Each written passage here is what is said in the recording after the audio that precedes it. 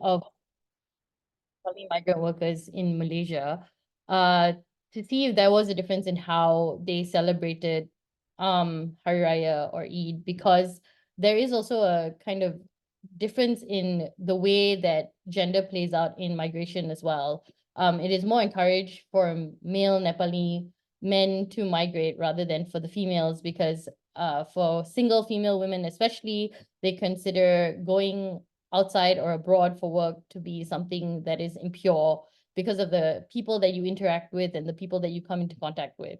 It you can also see it in the way that they socialize on their days of rest. So as you could see, the men socialize in groups in public, whereas the women, like when you ask her what she prefers to do on her days off, she would rather just stay in her room. There were other women that we spoke to informally as well who also said these same things. Sometimes it's because they tend to send more money back home, or a lot of their salary goes to their family back home, and so they don't have the financial means to go out and socialize. But a lot of them also find it to be kind of culturally, like a cultural stigma, to spend time outside, fraternizing with other people, not necessarily men, but just other people, because it puts them at risk of then later on not being deemed worthy of marriage, or it lowers their chances of finding a partner later on. So again, alongside the documentary, we put together this photo exhibition where we took pictures of kind of the same things, and I organized it in sort of a linear manner. So it's Migrants, Joy, Rest, and Celebration, and it's a look at how Nepali migrant workers spend their public holidays in Malaysia. So we start with their hostel. So basically, all these windows that you see are rooms above shop lots in an industrial area in Kuala Lumpur where the migrant workers usually live. Sometimes it can be 8 to 12 of them in a room. And then on their days off, they are in pretty high spirits to get ready to head out. This was the migrant workers in the field watching the volleyball match that you saw. And the pressure is actually on for the players in the volleyball match, because we discovered it's not actually a match, it's actually a league that they're playing in, that is sponsored by a local Nepali restaurant. And the teams, how they form the teams is determined by their district of origin in Nepal. And there is actually a prize money of 4,000 Malaysian ringgit, which is approximately around 500 to 800 pounds.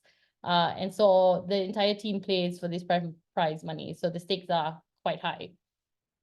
And the pathway leading to the clearing where the migrants gather to play for the volleyball league is pictured here. It was about a 10-minute walk from the main road that you saw in the documentary. So we had to turn off from the main road and then walk deeper into kind of like a bush sort of area that was covered then unevenly in these kind of cement blocks that we had to hop over to move further into. It's a kind of like wooded jungle type area before it opens up into the clearing where the volleyball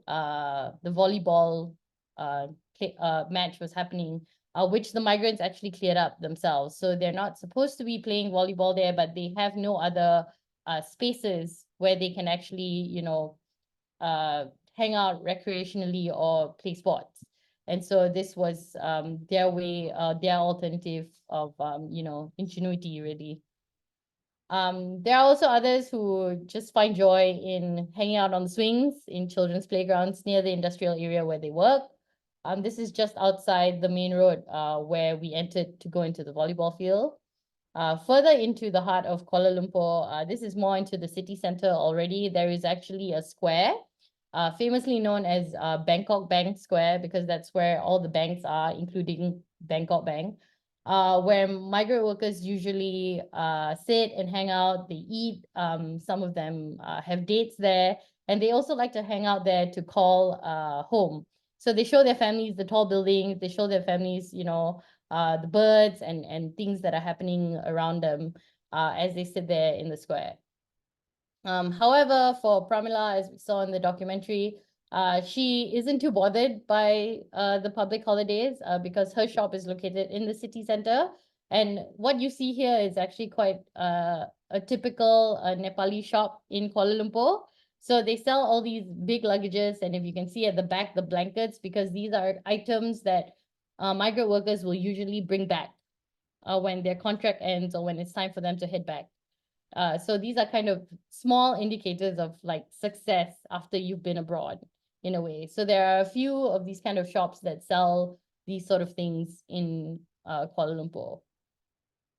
We also went to a Nepali eatery, but it was very quiet because it was in the middle of the month. And they are often quiet because the migrants have not received their wages. So they can't really come to the Nepali eatery to spend their wages on alcohol or on food or to just really get together. So there was not really anybody there. But because there was nobody there, this waitress who was working on that day invited her friends to come over, and then they just kind of had a little dance party because her friends had a day off, but she didn't. So they find little ways, to create joy even while they're working. And then finally, I closed with this picture of her kind of still being in high spirits. She was waving us off goodbye, despite having to work on a public holiday, which I thought was quite heartening at the time. But to end this on kind of a sober note, all of these pictures were taken in April last year. And fast forward to now, the clearing, which is the entrance to where the migrant workers were playing the volleyball match, has now been gazetted and closed because it's going to be used for construction as an access road to another building on the other side of the road. So when I saw this, because it's actually quite close to my house, I was quite curious as to where they're going to be playing volleyball now, because there is no other access point to go, into that area. And yeah, that's all I have at the moment. And I'm open to taking any questions you may have.